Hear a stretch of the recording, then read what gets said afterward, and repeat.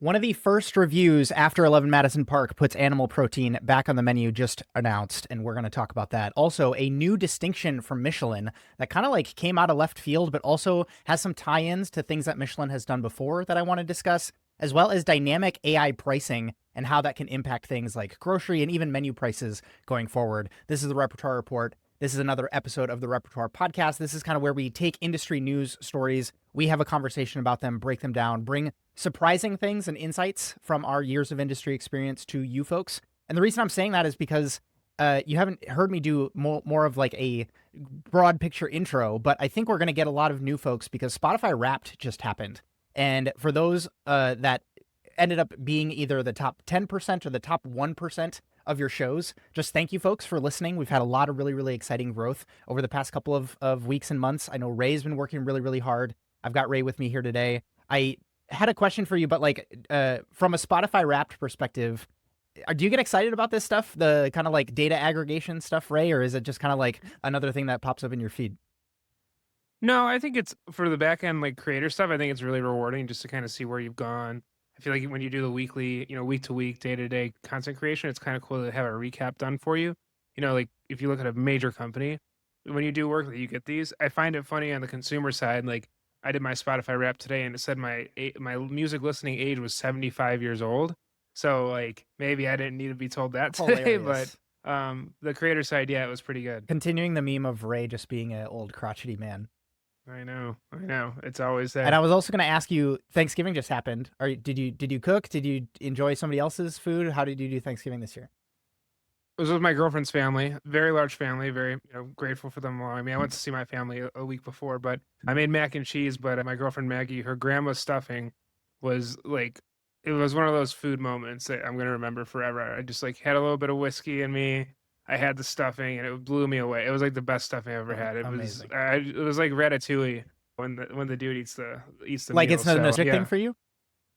and nostalgic, but then like also advanced. Yeah. Like her grandmother has been doing this for like decades, so just like a mastery of her craft of Yeah, stuffing. that's awesome. What about you? Yeah, so we just had this second kiddo, and so my wife and I are both on leave, and so we're not trying to like. We also had some other parent friends who like their kids are sick right now, and so we were also like, oh well, we're not going to meet up right now because no shot do we want either of our kids getting sick right now. Just like the season of things right now. But we did have just a couple people over, and I just did the full spread of things, but just not the large quantities of things. I basically just made enough for like the people that were at the table, and then some leftovers for my wife and I. But I think listeners of the show who have been following me for at least a long time know that I take the legs off of the turkey and I make butter chicken with the Hmm. legs of the turkey, and my wife calls it butter turkey, and I do like a crispy turkey skin rice to go with it, and so that ends up being like a good use of like we don't have a ton of turkey left over, and it also is just like a good like different flavor palette of things to enjoy in this very, like beige plate that sometimes people can make. At least my grandma, it was a big, that's how she prepared Thanksgiving. Anyways, You missed a crazy week last week. I covered a story, the Campbell's executive right, story, which was kind of right. wild. The Dine and Dash influencer in New York. It was a week where I think you would have appreciated the story This news spread. cycle, man, it's just crazy. So Michelin kind of shocked me. I don't know if it shocked, any other listeners or Ray, if you had any thoughts on seeing this come out, but Michelin has a new distinction. So for those that aren't familiar, there are Michelin stars, obviously. Michelin has something called Michelin keys that they give out to hotels. They have the Michelin Green Star that they announced kind of like coming out of the pandemic or kind of like during the pandemic. And this week they announced something called the Michelin Grape Distinction. And so, very similar to Michelin stars, this is now going to be bestowed upon producers where you can have one grape, two grapes, or three grapes. And I want to dive into it, the implications of it, and just some interesting factoids around, some of this stuff. And so, for those that don't know, Michelin actually owns Robert Parker's Wine Advocate, RPWA. You might hear me talk about that kind of going forward. And so basically what happened was Michelin took a small majority stake in 2017 in RPWA. For those that don't know, Robert Parker's Wine Advocate is the one that does like the 100-point scale. If you ever, like shopped in a wine store or seen it in a Mm. publication where it's like an X number of points, this is a 93-point wine or whatever. Michelin actually kind of like decided to participate in that financially. And then they, took more of it. They had an increased ownership stake I think it was before this, and then 2017 they took a majority stake. And so Michelin has kind of like already been in wine in some way, shape, or form, but you don't always see it played out in the way that they, like include it or tie it in with stars or tie it in with the keys. Quote, the iconic red guide is making a major leap beyond the kitchen and the hotel room. For the first time in its history, the Michelin Guide is launching a global rating system dedicated exclusively to the world of wine producers. And so, how does this work? Is it going to be individual bottles now all of a sudden have this grape distinction on them? It will not happen that way. Quote, crucially, the Michelin grapes will not be awarded to individual bottles, vintages, or restaurant wine lists. Instead, the distinction focuses entirely on the estate or the producer. The goal is to guide consumers and trade professionals towards winemakers who demonstrate exceptional quality, identity, and consistency across their entire portfolio over multiple years. And so this is the long-term focus that Michelin is so good at. Everybody else is talking about popularity contests or getting clicks online, and Michelin is saying, how can we create this like ecosystem where we give the distinction helps the organization gets more business from consumers, that builds the brand with Michelin, and then the flywheel continues. So when does it start? 2026 is the first year that we will see selections go live. And then where does it start was another question that I had, is like, is Michelin really going to like go for like a global, another guide that goes globally? And the answer is no. It's going to start in Bordeaux and in Burgundy. And so they're really bringing it back home to France here. And they're going to start with two of the most influential regions in the world. And so Bordeaux and Burgundy are going to be the first ones that are eligible. And then what I've seen some people chirping about online when this got announced is that this is just another quote unquote revenue stream for how Michelin has decided to participate in some of these markets.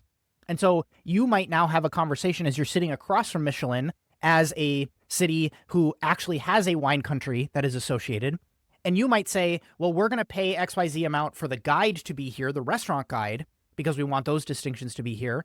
And then Michelin will slide that paper across the table and say, do you want the grapes too?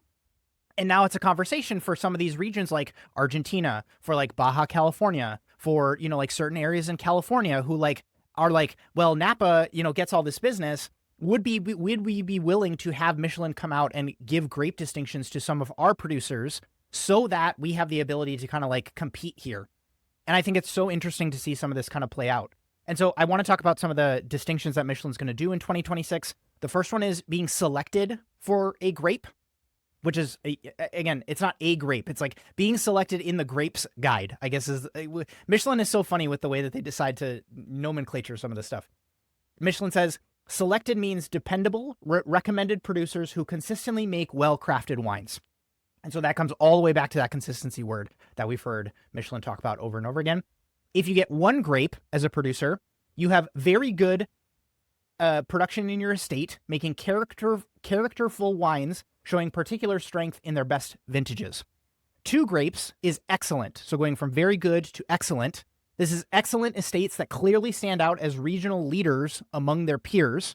And so there's a comparison thing here where you want to see certain people kind of like excel or rise above the 1 grape places. And then similar to 3 stars being the highest that you can go, 3 grapes is exceptional estates whose wines are considered reliable in any vintage, embodying the pinnacle of quality and consistency. And so this, I think, kind of comes back to what you talked about with the New York Times piece, where it's like, I don't have to worry about only sending my friend to this restaurant in this season when this person's the chef, when this thing is on the menu, and saying, if you only order this specific thing, you're going to have a good experience. Michelin is trying to do the same thing with wine and saying, if we give you 3 grapes, literally anything you buy from this company is going to be good. It might not be the best bottle of wine you've ever had, but it's like the way that they do viticulture here is so exceptionally high in standards, in production quality, in, like tasting notes. And so Michelin has said to earn the grapes, estates are evaluated by a specialized team of independent wine inspectors, including former somms, critics, and production experts who maintain the same anonymous, collective-driven decision-making rigor as their restaurant counterparts.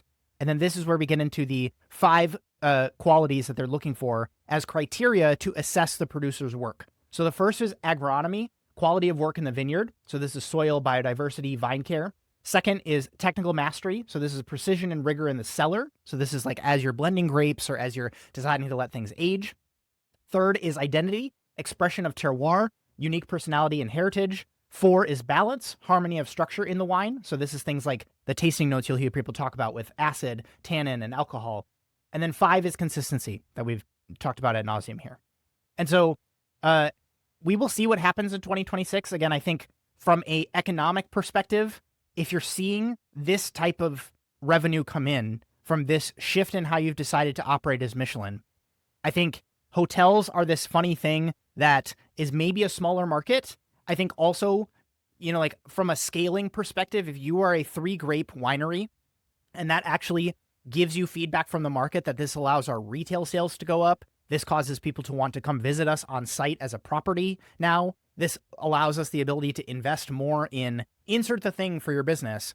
I think it's going to be really, really interesting to see. But is this going to be something like the Green Star where they launch it and then the market says, we don't actually care about this? You know what I mean? And then now they see, Michelin sort of backtracking on some of this stuff. So we're covering it here because it's new. It's something that you might see going forward. And then it might be something where, a place gets 3 grapes and then they might all of a sudden decide, we're a 3-grape producer. Let's start a culinary thing. Let's try to have a 2 Michelin star restaurant attached to our 3-grape estate. And so all of this is just stuff that I'm going to be paying attention to, certainly. I don't know if you had thoughts here, Ray. Yeah, I think I'm more excited for this than I am for the Michelin Guide now. And the reason I say that is because this is, correct me if I'm wrong, but one of the 5 criteria, the quality of agronomy. Yeah. I'm not sure I said the Yeah. word, but they say the assessment evaluates the vitality of the soil, the balance of the vine stocks, and the care provided for the vines. All are essential factors that directly influence wine quality. So this seems like the first time, if you compare it to the hospitality award to the restaurants, where part of their assessment of who receives a star is actually going to have to be based on actual scientific data. Like a basis of the star actually includes scientific data. And I think when people bang their head against Michelin is it's so subjective. It's like there's still a lot of subjectivity to this award, but a pillar of it is actual scientific data. So I think that is really cool, and that's what excites me to see it. Obviously, I think it could shake up the wine market if it comes to the United States because the everyday consumer who isn't even key, and I'm not even that keyed into wines, but they'll see a Kendall Jackson, which they love, but maybe if Michelin doesn't even go to their soil or they go there and it's totally crap, it could be a whole perception changing thing. Then the other thing I find interesting with this award is that you could make the case that they are also really just it's an operations award, right? There is a product award, but this is more operations focused than anything. Because every year, or every time they visit somewhere, things could change by a dish. But they're saying in the award, the 3 Grapes Award, they promise that whatever vintage you get, the wine will be amazing. But as you know, if you know anything about wine, different vintages provide, offer different wines. A 2016 could be way different than a 2022. Even down to the So that's bottle, what's the same vintage, Yep. depending on how it was Mhm. stored, there's all sorts of stuff that you and I learned about in our wines class. And then I'm sure you've had that experience, either from a bottle you've owned or at a restaurant where it's just disappointing, even though, for whatever publication, even Robert Parker aside, you hear that this is a really, really great bottle and it just maybe is a little flat. Yeah. So I just it's just interesting to me that there's a lot of variance there, but to me, it reads more of an operations award more than anything. So, but I'm interested to see when it comes to the U.S. market. I do expect it to be big and expect it to splash for wine lovers. And I do, I've read a lot that the wine market's suffering, and I think this might be some good marketing to get people back into wines. So. Yeah, if anything, another point that came up as you were saying that was, I think if you ask most people on the restaurant side, I think that there's a little bit more of an opinion here because a lot of people, most of us eat 3 meals a day. Depending on where you live, if you live in a particularly metropolitan area and you're going out to eat a lot, you at least have a reasonable pulse on what restaurants are being talked about a lot or getting hyped up or have the awards that are, coming out about themselves. But with wine, I think for most consumers, if you really put them down and ask them, they kind of shrug their shoulders and they're just kind of I don't know, it's largely a you tell me what I should want type of interaction when it comes to some of this stuff. And that is what leads to some of these, I lived in Napa, some of the marketing budgets that go into making these brands be perceived a certain way. is like that is the value in, like obviously there's a ton of work that goes into the wine production stuff, but like when you're in Napa and you're driving down on the Valley Highway and you see, just winery after winery after winery, it's like, which one do I choose? I have relatives that I went on a family trip with, and they aren't crazy into wine. They enjoy wine, but they were just like so confused and just like overwhelmed almost going to Napa and having all of these options. And so for Michelin to come in and do what they did with restaurants in this thing that is also like, that's the origins, talking about your throwback thing of the Michelin guide was, I need these drivers to know where to take their clients. And this is very similar in like, it's helping to guide you. It is helping to give you some sense of authority in like, we have gone to all of these places and we know how they stack up. And we have a reasonable level of confidence that if you get this, you're probably going to enjoy it. And so, again, I'm stoked to see this. I think that there was a little bit of pushback with people, specifically on the Green Star thing getting launched and then it kind of being a little bit of a flop. If anything, I'm seeing this as paving the way for grapes, because it's like Michelin actually being concerned about the land. Again, debatable on how much, rigor they actually did with going into the Green Stars and how sustainable, quote unquote, is the restaurant actually. But they might have noticed like, we actually have some data points here that we can use in something else. And this is a very iterative process that they're now bringing into something like grapes. And then that gives them the ability to give these distinctions and hopefully just help the market. And so, and the other thing that I've seen people talk about is the Green Star thing is so funny because Michelin doesn't evaluate the workplace of restaurants. And that is something that I just think is like, that's a really slippery slope, man. Like if you're going to ask, Michelin to come in and see like how long, people are staying from a tenure perspective at restaurants, how like quote unquote kind are, people that, manage some of these kitchens. I think that's going to be a total, part of my French, but it's going to be a shit show. Like if you're going to have inspectors come in and stand there with a clipboard at the pass, it's going to be totally performative for the night that you're getting evaluated. You know what I mean? And then the other thing that you are maybe suggesting is like Michelin goes in anonymized to kitchens and like works in them for a little while. I just think it's like, it's so broken. Like it's never going to happen. It might happen, but never say never. But I think like some of this stuff actually being able to be quantified and put on a guide in a distinction is interesting. So that's that. What do you got? So a restaurant recently named Yamada, a Chinatown newcomer excelling in kaiseki, quoted out of New York Times, recently was awarded the 4 stars from New York Times, which is now making that the 5th restaurant currently holding that award or that accolade. So the New York Times put out a piece yesterday. What makes a 4-star restaurant? Our critics break it down.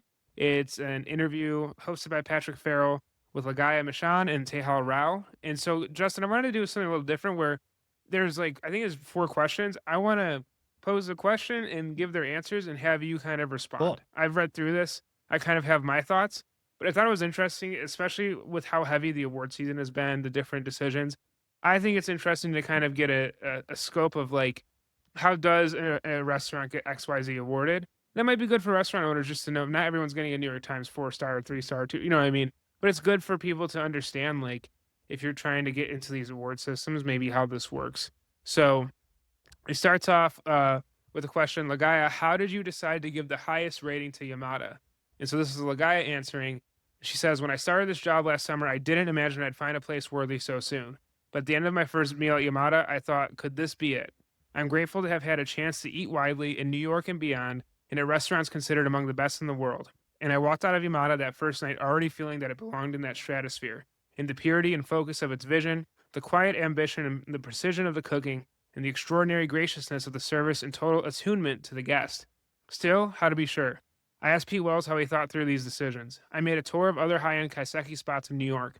I went back to Yamada repeatedly as the menu changed with the seasons and brought colleagues who are steeped in knowledge of the city's restaurants and terrific cooks themselves to see if there were any quibbles or concerns. And I thought deeply about this question of what makes a 4-star restaurant. To me, the food must reflect not only the highest level of skill, but something personal, a way that the chef sees and approaches the world. These are dishes that tell a distinct story that you couldn't find in exactly the same form anywhere else. There's no peacocking, no look at me, look what I can do. The guest is the sole focus. All this labor and all this attentiveness are entirely for you. And then he goes on to ask Tehao, you must have your own checklist. Do you agree? And she says there's no checklist and the vision is different from restaurant to restaurant, but I think there's an attention to detail, what I'd consider a 4-star place that comes through in every way. It's only possible when the whole staff, including all those you don't see, shares that vision and works at the highest level. I love that the guy brought up peacocking because, sure, a performance can be so much fun, and it's the kind of service that's so on trend at the moment, but it can feel hollow without a deeper understanding of hospitality. So, starting there, what are your thoughts on this response? And I thought with the keeping in mind they're different, New York Times and Michelin, keeping in mind though the loss of a star by Alinea, what are your thoughts on the focus on not peacocking and being true to hospitality and food itself? I there's a old interview, and I get upset sometimes that Grant Achatz doesn't talk about this more. I don't know if it was like a phase he went through, and then he kind of like got whisked away by, the ambitious, innovative, pushing the boundaries kind of thing that he can sometimes get on. But it's like a very old video of Grant talking about like deliciousness being the most important thing. And I almost kind of like talking about this Bloomberg article, talking about this New York Times piece. There's almost like if we were to plot it out, and I think I'm a very visual person, and so hearing some of these things linguistically represented by some of these food writers, it's kind of like it's hard for sometimes being the chef to decide, okay, but how does that translate into the plate? How do I know that I've gotten it right? How do I know that the menu that I have created and I'm serving on a nightly basis is hitting all of these marks? And so it's almost like if we were to be able to quantify it, could we see like a minimum threshold of deliciousness being hit? And it's almost like at that point, like we do not deviate from that. I don't care how many components we're going to add. I don't care with the service style we're going to experiment with, whether it's going to be tableside or we're going to bring people into the kitchen or we're going to have the guest do it themselves.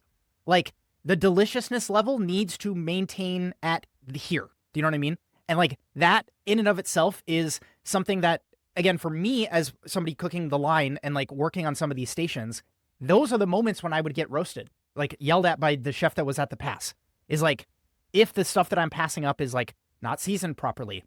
I just distinctly remember working entremet stations where in the heat of like so many pickups and you're glazing vegetables a la minute and you're, like getting sauces warmed up and you're passing stuff up to the pass. It's like that sous chef tasting that pot of, radishes with butter in them.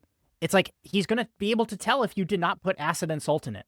And it's like that deliciousness threshold has been missed. It's the same thing with talking about this potato dish. It's the same thing with that person talking about like the highest level of, I can't remember the exact language that person used, but it's like, that's what we're trying to meet. And then anything over and above is sometimes not on you as the chef, right? Like that is going to be a front of house person that does that. That is going to be a sommelier that tells a story of a producer at the table.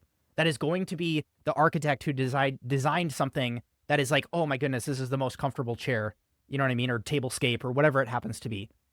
And so like on the food front, I think that's like, I haven't come up with another language to kind of describe it because there's a little bit of like preference sometimes goes into this stuff, but like deliciousness is like a thing that I think if you were to ask somebody, can you make this more delicious? It kind of answers the question for them or at least makes their mind go in the right direction. And so I kind of like, I come back to that there. And then it's like everything else can be like, you can view it as being layered on top of, you can view it as like, this is a separate thing that we can maybe quantify on the side here. They talked about consistency. I think that that's like a really big thing. As you were outlining some of the quotes here, what came to mind was some people I've seen getting angry at certain places in New York for getting a Michelin star so fast. We've seen it with other, new jurisdictions getting distinctions from Michelin and getting stars relatively quickly compared to how they've doled out stars in the past. And I was almost thinking to myself, like, if you're really sitting through a tasting menu, it's like, what does a restaurant have to do to show consistency in a singular meal? Like, is it possible to actually exemplify consistency in one evening? And I would argue like you can, because I've certainly been to places where like you have one or two dishes on the tasting menu that's good, but you can tell like by the way that their service is and the way that the pacing happens to be and how they're, like going about, like the steps of service in the dining room or the way that, maybe certain components are not quite up to snuff on the tasting menu. It's like, okay, like these guys, like the team here has some work to do. And I've certainly been in positions where I've been a member of that team. And it's like, I know that, one station is firing on all cylinders, but, sometimes it's my station that's like not doing so hot. Or like some dishes just like aren't worked through. Like they need more R&D time. Like there's all these factors that kind of go into it. But it's like, if you can have an experience like what this writer is talking about, in a singular meal. And then you're going to ask other sources to come in who, like we've talked about with the Eddie Wong piece we covered a couple weeks back, are cooks themselves, and they're going to be able to come in and like totally look at this with a fine-tooth comb and a magnifying glass to really pick it apart and see where the blemish is here. It's hard Yeah. for me to think that there's like actually something here that is like, oh, it's a gotcha thing. Like they fooled you. You know what I mean? Not just on the first time you went, but like across the entire menu and then multiple times. It's like I push back on all of that stuff because we have these people who have been in the industry for so long who know what they want. I've said this on episodes before. And they don't need to figure it out. And they can just go in and they can execute. You give them a space, you give them the resources they need to execute, and you're just going to be impressed at the end of the day. Even though it's like, oh my goodness, this place opened when? I don't know. It's just things that I think about and that I'm noticing. Even like the best critics in the business, they're talking about this stuff. Yeah. No, I agree. Was there other like So qualities there that I didn't touch on that you wanted to get dug into? no, I think that Okay, was cool. good. We'll go into the next one. So we'll just like quickly go through these two Sure. because I think that was like the main thing. The next question is kind of piggybacks on you both described a very ambitious, painstaking, and probably labor intensive kind of restaurant. Does that mean that only the very high end and expensive can qualify? And Michelin says this is a good question, especially since one factor we haven't talked about is the room and ambiance. Does a restaurant have to have a beautiful space to be 4 stars? Some restaurants are labor intensive but not expensive, which is a good point. Rouse says, I'm always searching for this mythological beast of a less expensive 4 star restaurant because I know there are plenty of places that simply do not care about fine dining in the most traditional sense, but do care deeply about excellence at every level. A place like that could expand the meaning of 4 stars. I'd still be looking for beauty in the space for someone's interpretation of it. Mishan then says, I think for 3 stars, room and ambiance are less important, but for 4 stars, they do matter as an extension of the ethos of the restaurant. There's also the question of what is great service, and then they go on to say, like, if you go to Danny Meyer's restaurants, there's like a sliding scale of service. And so they posed the question, could a less expensive place that was rougher around the edges get 4 stars? And the interviewer says, do you think it could? And Rao goes, a 4 star restaurant is kind of an ideal. It means perfection of the form. When I think of my favorite dishes or meals so far this year, most of those were at 1 or 2 star restaurants that were all imperfect in a bunch of different ways, rough around the edges, but delivered so much joy and pleasure. Mishan then says, we've said that before you could admire a 3 or 4 star, but not necessarily love it. Maybe 4 stars should require love. I love Yamada. Thinking about why certain restaurants get 3 stars instead of 4. I love Karai Kitchen, and I wouldn't change anything about it. But part of the pleasure and comfort there is that every meal will follow the same arc and unfold in the same way. Maybe 4 stars speaks to a restaurant's negative capability, its ease with flux and ambiguity, and the drive of the chef to keep challenging themselves. Your thoughts? I actually love this take. I wasn't expecting to Mm-hmm. enjoy it as much as you know, like sometimes these can kind of be like a little bit you know, like sniffing each other's butts conversations when you know these food writers get around each other, but I think this is actually a great conversation in that I think in years past, and I do agree that some of the frustrations here, talking about Michelin introducing something like a green star that we've seen criticism of, is this idea that, well, this restaurant isn't white tablecloth, or this restaurant doesn't have a tasting menu, or this restaurant doesn't have XYZ thing that we're seeing on the 3 star level. And so is it that it's not good enough? Is it not the same? Blah, blah, blah, blah, blah. And all of this is like, it's almost like trying to equalize in a way that is not actually quote unquote, like fair is such a weird word. You know what I mean? Like when we're talking about some of these things, because the time that's required, the maintenance, the training, the development stuff that happens at these levels, the capital expenses that go into building out a space like this is like, you really notice when you sit down in a space like this when I mean, there's stories of, you know, like how service staffs get trained and how R&D Mm-hmm. things happen like behind the scenes in a way that is like most guests will never see any of those behind the scenes things. And so for Rao to say things like, I love 1 and 2 star New York Times restaurants, it does not mean that they are lesser than, you know, quote unquote 4 star restaurants. I still really loved my meal there for what they are.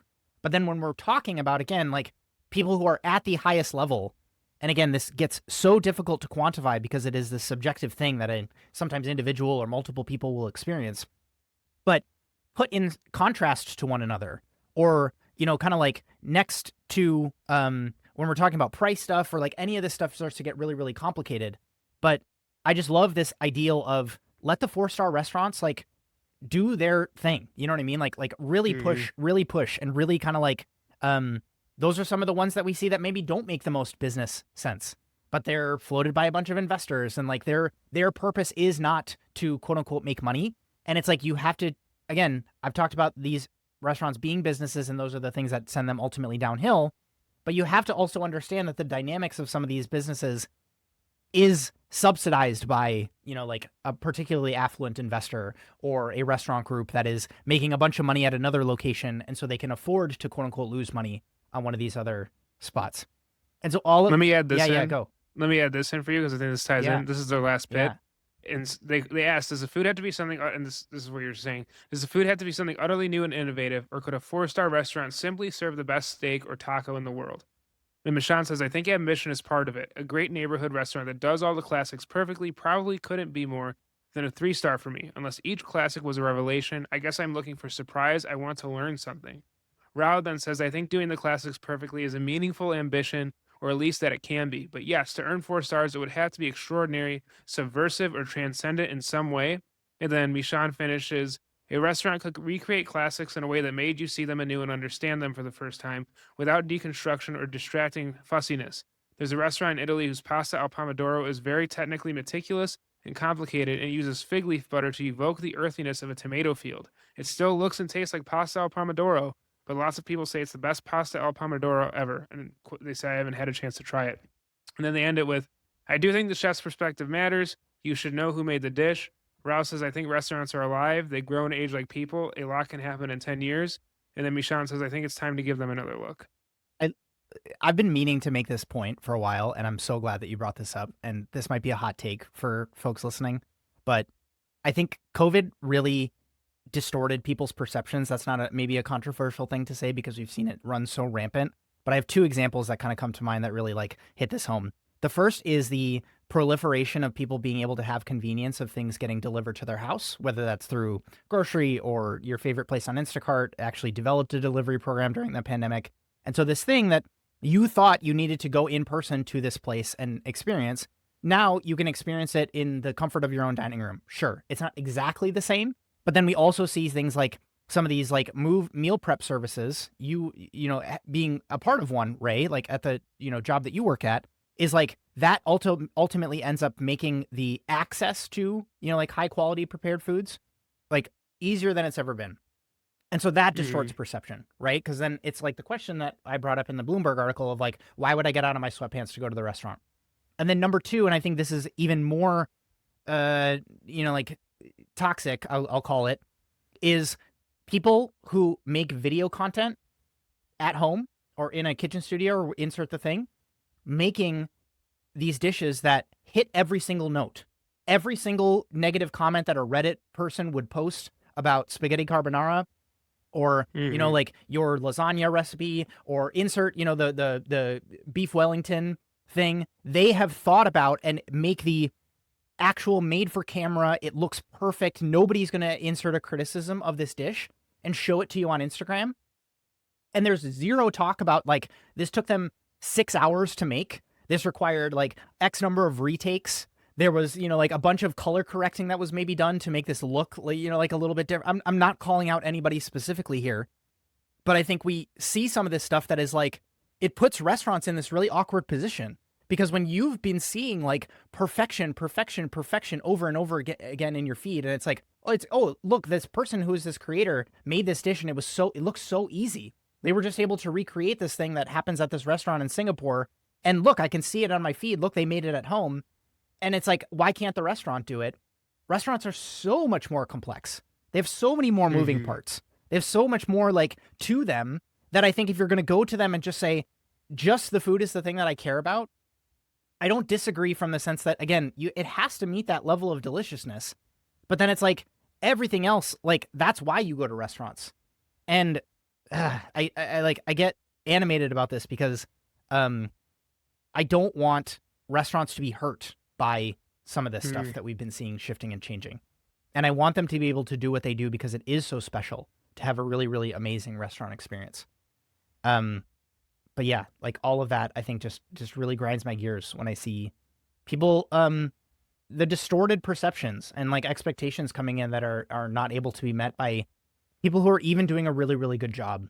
And yeah, like I also feel like some people like over reduce this, pardon the pun.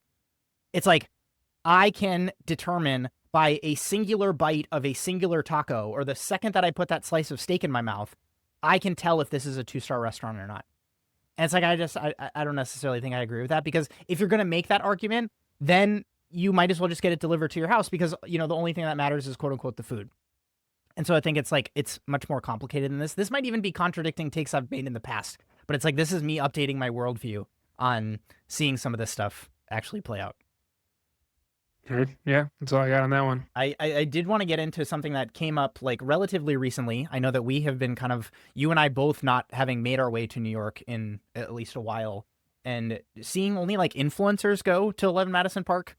I think we have yet to see like any of the bigger publications aside from Michelin giving 11 Madison Park 3 stars again. And even that, they wouldn't have had enough time to kind of like evaluate them based on the animal protein stuff. But Bloomberg, specifically Kate Crater is the name of the journalist who came out and wrote a piece. And the title of the piece is kind of like, it talks about other restaurants, which is an interesting way to kind of approach 11 Madison Park. But the title of the piece is food no longer what makes a restaurant great?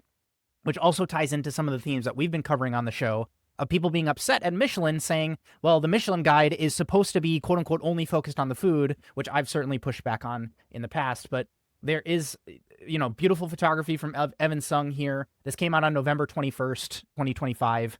And it's not great. Like there are a lot of things that the author here just kind of like pushes back on or just critiques, even though there are plant-based things that kind of like take a front seat. She certainly just talks about a lot of the theatrics of it, and even us talking about things like the show dish versus like something like a showcase dish on the show in previous episodes really kind of comes through here.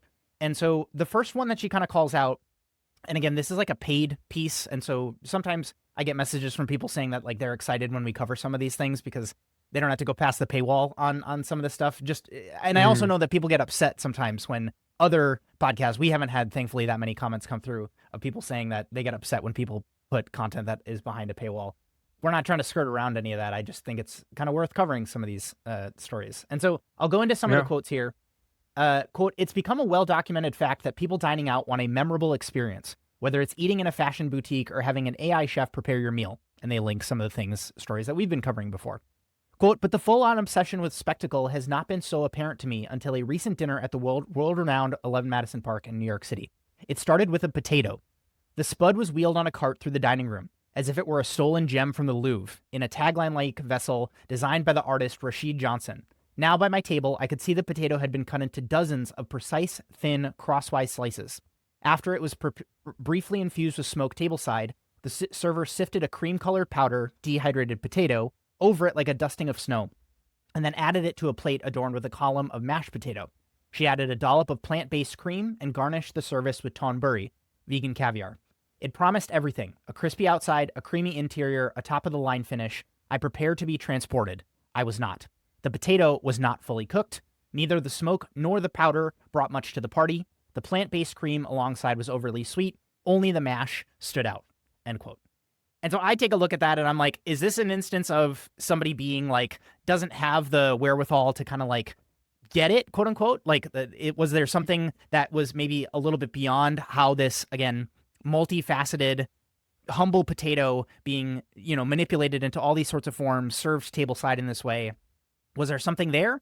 And then I, again, think back to previous episodes where I talk about Alinea being underwhelming. And then we're talking about some of these things like the smoke tableside thing is so played out and it's so just like over that, again, you were going to get these people who I just went onto the Bloomberg website to see. She's the food editor of Bloomberg, and like she's talking about where to eat at London. She's talking about top 5 tables in Denver. And like she clearly has like a palette on her. And so I look at that and I just pause and I ask and I say, like, is this something where all the way to the highest echelons of cuisine that we have to start, like, people have to start keeping these things top of mind? That's the reason we cover these stories, is so that like something like this does not happen. I did not go and check the reservations like I normally do to see if like this has actually affected 11 Madison Park's business. We have not seen kind of like the full cycle of, I would probably count like seeing all 4 seasons play out at 11 Madison Park to really get a sense of how this change is actually affecting things. The critic Hmm. also goes on to talk about scallop ceviche being back on the menu, and they have some photos of some of these things. Alas, quote, alas, in mid October, he added 3 non-plant proteins to the menu: ceviche style scallops, butter poached lobster, and the restaurant's famed spice encrusted duck as an alternative to skewers of maple glazed pine seasoned maitake mushrooms with seitan. The lobster and the duck were both excellent, buttery sweet and juicy but crisp skinned, respectively, and they brought back tastes I remembered from pre pandemic times. And then, end quote. So, like, then she goes into this kind of like diatribe about comparing 11 Madison Park to some of these other restaurants that are big heavy hitters, major food groups, Mario Carbone. She talks about how that restaurant basically like does the food really well. And she even maybe argues the fact that the food isn't like the main part of the meal. That's why the title that she chose. And she talks about these add-ons, these additional hospitality touches, flourishes over and above kind of like behaviors that the staff does that make it feel like more of a memorable night out, quote unquote, as opposed to a replacement for, well, we were just going to have dinner at home tonight. Let's just go do the same thing, AKA just sit at a table and eat food. This transforms it into something else. And that's what she's more or less arguing for at this level. I will say, I think it is kind of like like I kind of like found myself finding some tension here where she's comparing 11 Madison Park, a 3 Michelin starred restaurant on the fine dining side with a tasting menu, to Carbone Riviera, which, and again, I'll read some of the quotes here. Quote, it's the sleek James Bond style Riva Anniversario speedboat docked outside, not far from the Bellagio fountains. It's one of only 18 in the world and designed to take super VIP guests out on a lake tour timed for prime fountain viewing. And so that's just like, it's a total Vegas type of experience. But again, she's equating that to like, well, you're going to go out, you're going to spend. And it's like, if you're going to get a ride on this boat to experience the fountains as part of quote unquote your meal, it's like, isn't that better? I think she's trying to equate things that are maybe a little bit too apples and oranges here. And so I push back on that, certainly. But then she talks about some things that do scale and that do happen to not just super VIPs. Quote, restaurants need to be theatrical, experiential, choose your adjective. If you can deliver on the entertainment factor on this fun night out, it makes it worth it to get out of your sweatpants and go out. And that's something that Mario Carbone said. And then they also talk about things like private dining rooms that feel like skyboxes. She does talk about things that do scale. They aren't the private boat that take you out into the middle of the lake. So she talks about, quote, his restaurants have become known for tuxedoed maitre d's telling bad jokes while tossing Caesar salads in front of guests. And so all of this being said, I think that it's like there's interesting takeaways for regardless of the type of restaurant that you happen to be running, which is people have this value prop thing top of mind, certainly, especially as prices have increased, especially as people have access to what other experiences look like in a way that is virtually unprecedented over the last 10 years. And then we also have, again, people willing to kind of go above and beyond and not just put all this pressure on the chef, all this pressure on the food. You certainly have places that do that, but you also kind of have to be mindful of like the guests that you're attracting to some of these experiences. If there isn't a refined palate that can match the level of execution that you're serving, I think there is something that to be said of like an experiential thing to fall back on that she's talking about. Like you can go all the way up, but then you can also go like all the way down to just like treating people like people, acknowledging the fact that they have come to see you tonight. And so all of this just is very, very interesting. We haven't necessarily seen any sort of like real delta happen between where 11 Madison Park was being all plant-based and now bringing animal proteins back. But again, I promised as we covered this story, like literally days after it had happened, that we would just kind of try to pay attention to how critics responded and then how actual just like the market responds. And so I guess seeing this review, Ray, we talked about the Canlis review in the last episode that you and I did together. Is there anything that kind of came to mind as you saw this? Yeah, I think there's a couple of things. I think the first one was I almost wonder if Michelin rewarded them for going back to a protein-based menu. Like this is where I get confused with Michelin grading. Not that I don't agree with people like you've said where it's soft, but where it's gotten easier. But I do wonder, like, they went back to their old hits. You know what I mean? They have the duck course there, and maybe they've worked on some new. They've obviously worked on some new stuff as well. But you kind of had a reintroducing of 11 Madison Park, and, like, was that worthy of getting a 3-star again? Like, Mm, I don't know. I can't say. 2, I still think it is an interesting choice for them to have gone fully in, and we've talked about the parameters of them going fully into, plant-based cooking, making a lot of money off it, getting a lot of like, being thought leaders and restaurant leaders, and now ripping that away. They do say in the article that, reservations have ticked up, and it was private events ticked up, and, like, that's what we called out is they were having issues getting private dining, getting business lunches, getting those work events because of being plant-based. But again, I just think at the end of the day, the EMP, they've kind of I feel like they kind of did damage to the plant-based theme because it's like if you probably weren't in a restaurant that was supposed to go plant-based, right? You probably weren't in a restaurant that was supposed to go. If you're valuing work lunches and all this stuff, you probably weren't the right fit. And 2, now going back off that, you are just another restaurant. And 3, I won't say the restaurant I went to, but I had very similar experience at a 3 Michelin star restaurant in New York City where mm, I really enjoyed the food. This was years ago. I really enjoyed the experience and the hospitality, but the food was, like, subpar. It mhm. was, like, fine, it was good, they were stuff that I could never do, I'll, like, say that, but it didn't blow me away by any means, and I do wonder, I mean, we look at the, was it the Fly Fish Club by Gary Vee? We did that on the podcast earlier in the year, it's like, that whole menu is really, like, basic, but there's a ton of people that go there from what you see on their memberships or the reviews, and people obviously, like, love it, and it's almost the exclusivity, and that's my kind of my worry. My That's always been like my worry or the chip on my shoulder with fine dining as the years progressed. Like there's definitely like a class wealth type discussion around it. And I think part of that, what I think Bloomberg is accurately hitting on, is it would be tremendously bad if 3 Michelin stars ended up being like an experiential thing and not any representation of food or very little representation of food. Because like I know like for myself, I've gone to Boca 3 times in Chicago, and I think they're some of the most insanely technical cooking practices I've ever had, and they're only a 1 star. And I sat there at my last meal, and I was like, I don't know how you do food better than this. They're not doing molecular gastronomy like Alinea, but I don't know how you do courses better than this, to be honest. So that's kind of my takeaway. It's like I hope that the experiential stuff isn't overriding the food as well. I think this is an interesting article, and it just is I'm confused at how they kept their 3rd star, if they kind of just brought back the old hits. You've already been rewarded for that, and that's where the confusion for me is. Sure. Again, push back a little bit on that in the sense that I think bringing back these hits makes it easier for Michelin to recommend them. Mostly from the things we've heard Michelin say in the past, which again is hotly debated, which is the consistency piece.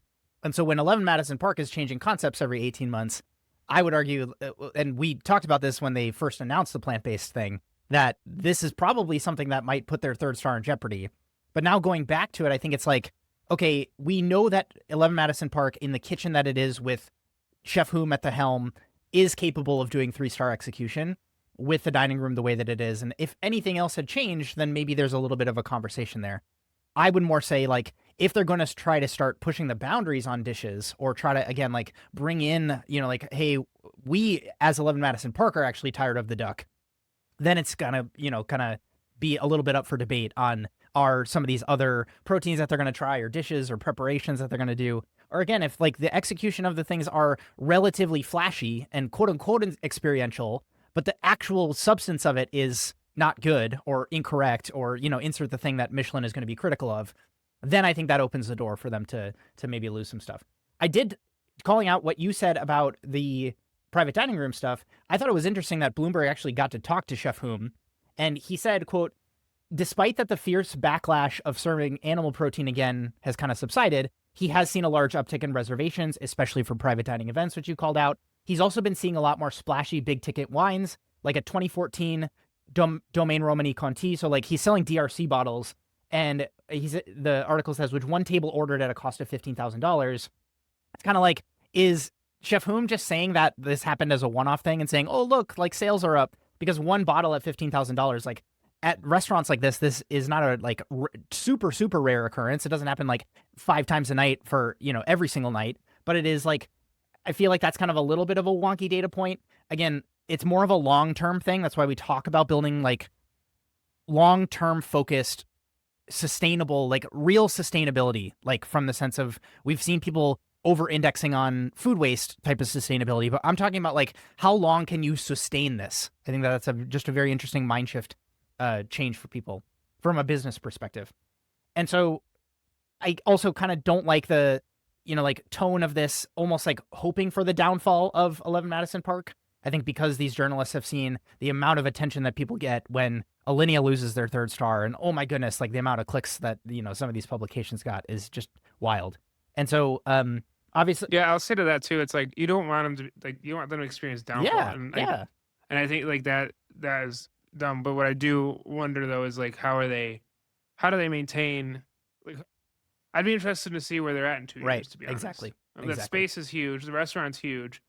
We'll see where they're at in 2 years because if you my thing the worrying thing for me is like if you made this plant based push and you had to go away from that because you cited financial reasons and your fix for bringing back protein doesn't bring the dollars you need to keep profitable.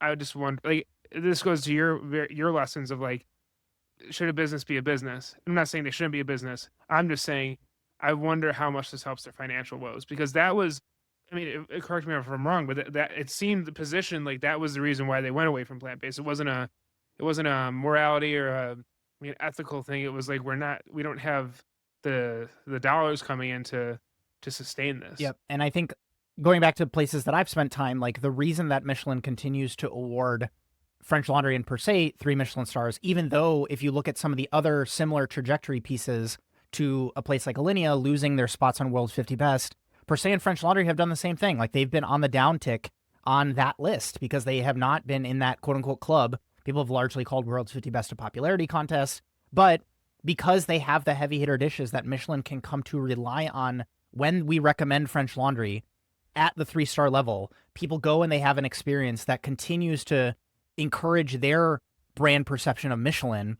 It's like that's the flywheel that Michelin wants people to experience. And so that's again where I kind of like I sit with seeing the duck being back on the menu or the lobster being back on the menu, which is in the 11 Madison Park cookbook. Like everybody has seen those photos, and that is something where it makes sense to me.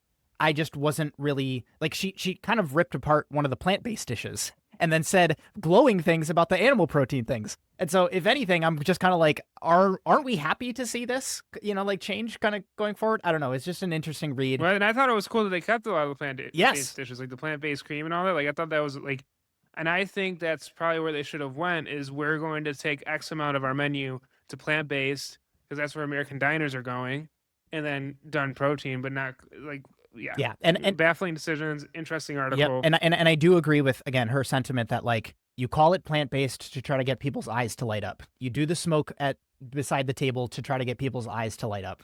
And you try to like almost artificially create this excitement. And then that rubber really hits the road moment when they put that potato in their mouth and they're like, oh my God, this is like crunchy. Like that is not a good feeling if you're going to have a potato that's undercooked. And so we'll link that story below. If anybody has thoughts on this or is spending time at 11 Madison Park and you kind of want to let us know how things are going, please reach out because we obviously nerd out on this kind of stuff. Okay, Ray, what do you got?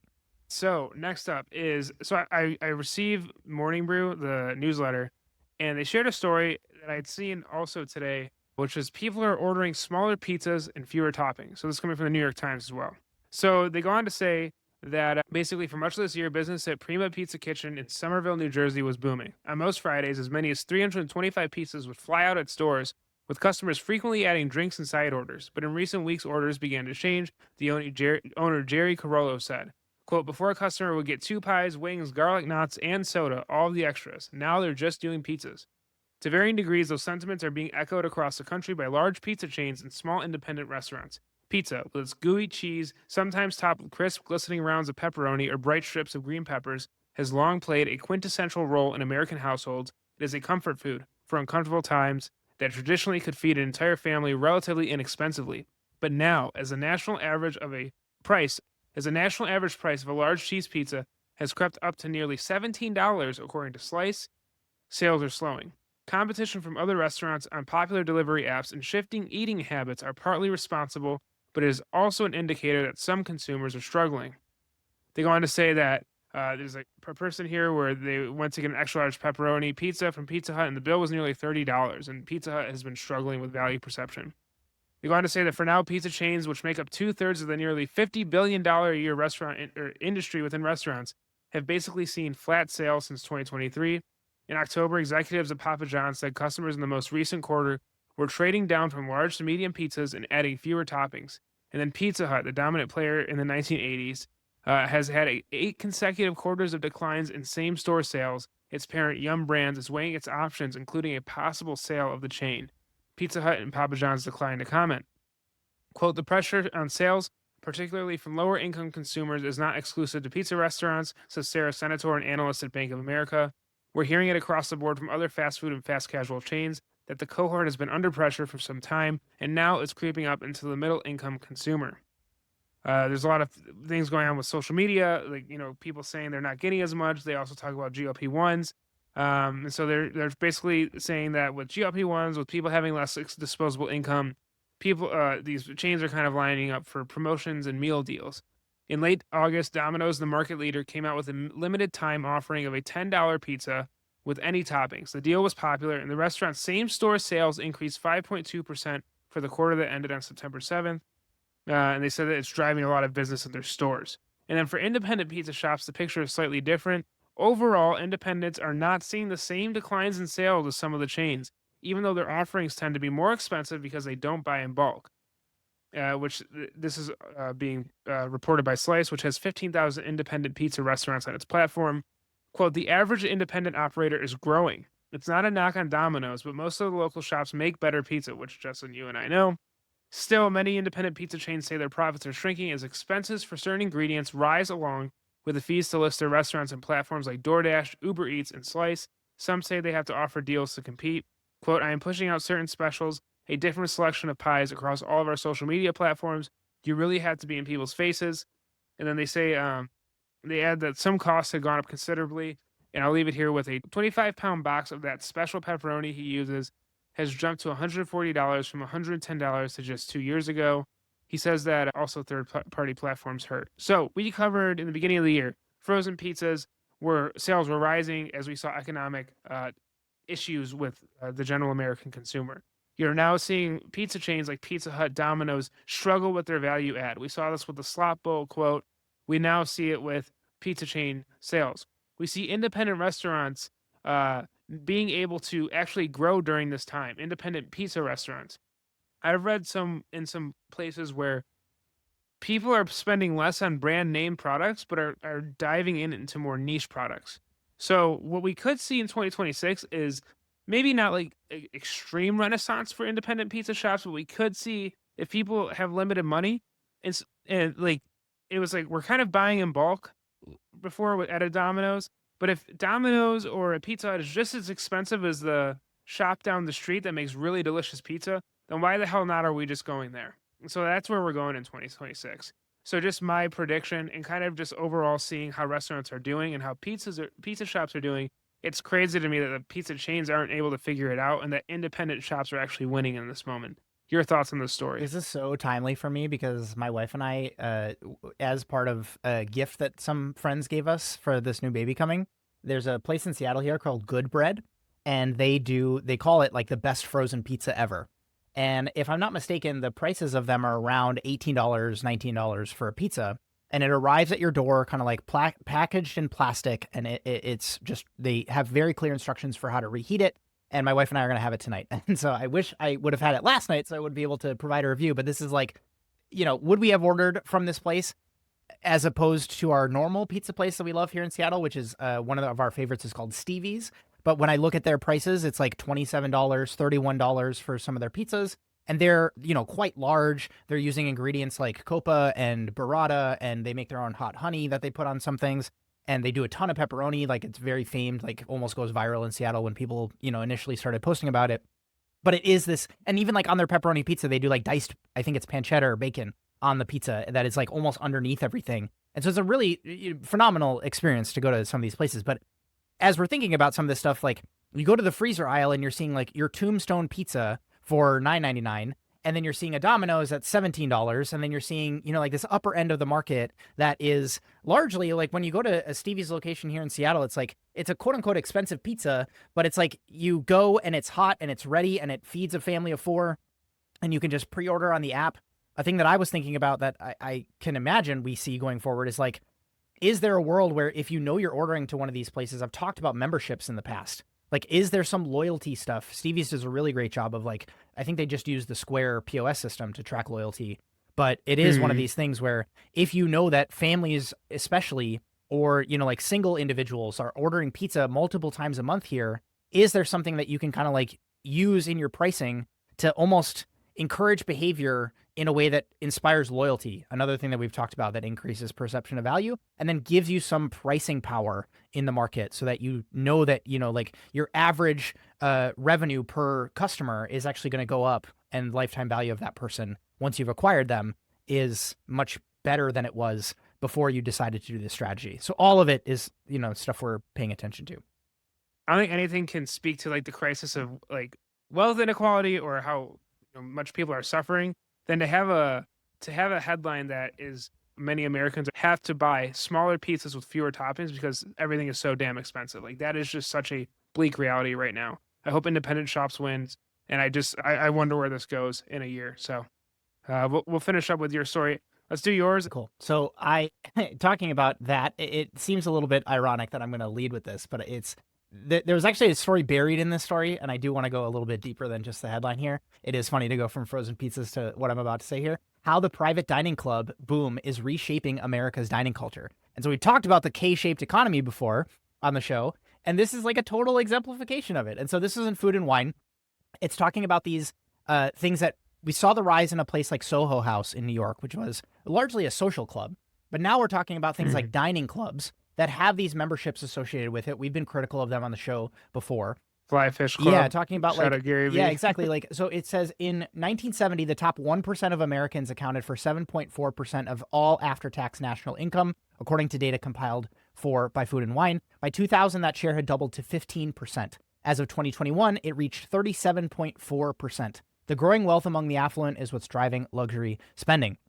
And so the market is acknowledging this and saying, okay, there are these high earners, these high spenders, these people with disposable income who, like in the landscape of competing for a table at Carbone, they would much rather spend one of these numbers and figures that they talk about in this article, $15,000 to $100,000 a year, talking about an initiation fee in a club in New Orleans of $250, where members must spend $200 a month. And then there's other ones with like $3,000 fees. Spots like Zero Bond, Casa Cipriani, and Zizi's Club aren't just dining rooms with velvet ropes. They're fully built lifestyle ecosystems designed to signal taste, access, and cultural fluency. And so, again, I'm not dissuading people from opening places like this. I want you to be aware that there is almost like, if you're thinking that the $350 per person tasting menu is like as high as people are willing to spend, it's like, think again. You know what I mean? Because this Casa Cipriani, which charges a reported $3,900 to $5,000 per year, depending on membership type, offers a more formal old world environment, complete with dress codes and a clientele that values the buffer it provides from the city's hyper-public dining culture. That's what I kind of talked about with like having to fight over tables. You get to pay a ton of money to have to be uncomfortable in a suit for a while. Exactly. And so like, again, maybe not our cup of tea. Ray and I maybe will not be joining any of these clubs. But it's like, It literally says this here, quote, members aren't competing for tables the way that they would at impossible tables such as Carbone or Teresi. They're guaranteed an environment engineered around them, whether that means caviar service at midnight or a place to quietly meet investors over a martini, end quote. And so all of this is like, we've talked in the show before about value not just being in the food that you provide, whether it's time, whether it's convenience, whether it's status. There's all this stuff that kind of like goes into building a business that I think us as chefs, when we're so focused on the food, we don't always think about these things. And when you realize that like providing these things to people makes them more loyal to you, makes them want to spend more, makes them maybe a little bit more open-minded to the things that you're actually trying to push for, or it allows for your business to grow in ways that you maybe weren't calculating in the early days when you were so focused on how does this cuisine look on a plate. It's like all of this stuff becomes interesting. And it might also be something where there's an opportunity for you if you are somebody who's looking to take a step in your career where you're like, well, maybe I could be an executive chef here, but like there's this club where we've talked about the $100,000 a year salary as a chef being more realistic. I think that that might exist more and more at places like this, where again, the clientele is making sure that some of that is covered. And because you have a little bit more predictability, because people don't expect the, restaurant, show up at the maitre d' stand, sit down and have a meal that's going to last 45 minutes, it allows for a little bit more there. Okay, so read that if that's something that you're interested in or if that provides value to you. Buried at the bottom of this article was a new service that I was not familiar with. It's called Chef Tonight. So CHEF, the number 2, and then NITE, launched by Miami real estate entrepreneur Kelly Lyles Verstappen. Verstappen, who handles short-term and luxury rental properties, saw a recurring need amongst her clients. One of the questions I received most often from guests was, do you have a private chef? I realized I didn't have enough chefs. After several years of development, Chef Tonight soft launched in January and officially launched in May. And so I will link it in the description. We covered the Airbnb experiences relaunch, quote unquote, like adding different things in for chefs to kind of take advantage of some of the distribution that you could get on Airbnb. If you are a Miami-based person, I can imagine they're expanding to New York if they haven't already. They already in some of their marketing use like very clearly AI photos to talk about, like having one of these experiences. So it's very interesting to me that like they aren't actually, like at least in the stuff they're submitting to Food and Wine, talking about, like actual experiences that their chefs are providing. But it's talking about, I wanted to read a quick data point from one of these things here.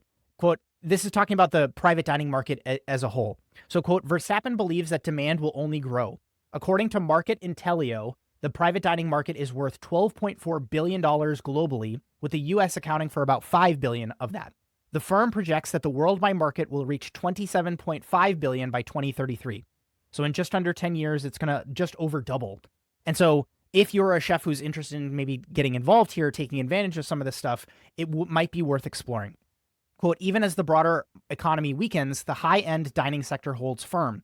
For a lot of these people, it's not about the money, it's about the experience, end quote. And so, again, not advocating for Chef Tonight. Again, these are just things that I notice, and it's like, if there's opportunity there, if there's early mover advantage here, I think it might be interesting for people to, take advantage of.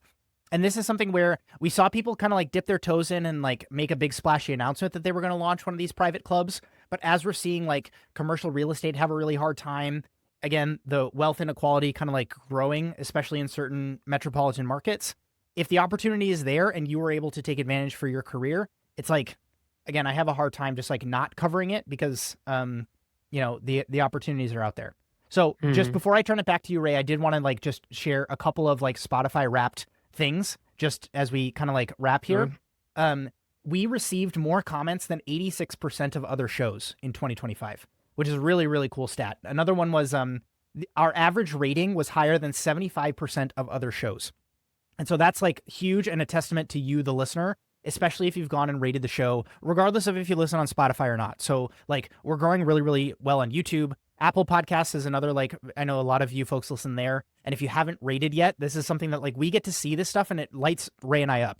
And so if you haven't rated the show, again, it takes a couple seconds and it just, again, like gets reflected for us in really exciting ways. We've seen 1,000% increase in new audience from this year. I know that there's like a ton of other shows that you folks probably listen to or have the opportunity to put in your ears, but like, just thank you. It just means a lot to have you listening. And we just have a ton of exciting stuff planned for 2026. And so excited to see all these numbers go up. Back to you. We do. Yeah. Thank you all for listening. It's very rewarding. And it's always a fun journey, especially when you all comment and share. I think it's great. Yep. Before we get out of here, I just want to share something. It wasn't worth like maybe the whole story, but just to put on your radar for the future. Big lawsuit coming out of California. So California is suing food companies over ultra processed products. Quote, the first of its kind lawsuit makes a similar argument to litigation against tobacco and opioid manufacturers, which has led to settlements worth hundreds of billions of dollars during the past 3 decades. However, the case against ultra processed foods will likely be more complicated. There's no universally accepted definition of the term, which can include offerings ranging from potato chips and sodas to items perceived as healthier like granola bars and yogurts. They go on to say that the FDA is exploring how to define ultra-processed foods, though it is still early in the process. However, as consumer momentum builds, it could accelerate efforts after placing pressure on companies to remove artificial dyes. In August, a judge dismissed a lawsuit from a 19-year-old consumer who claimed ultra processed foods led to his type 2 diabetes. The court ruled that he failed to list specific products that cause his illness.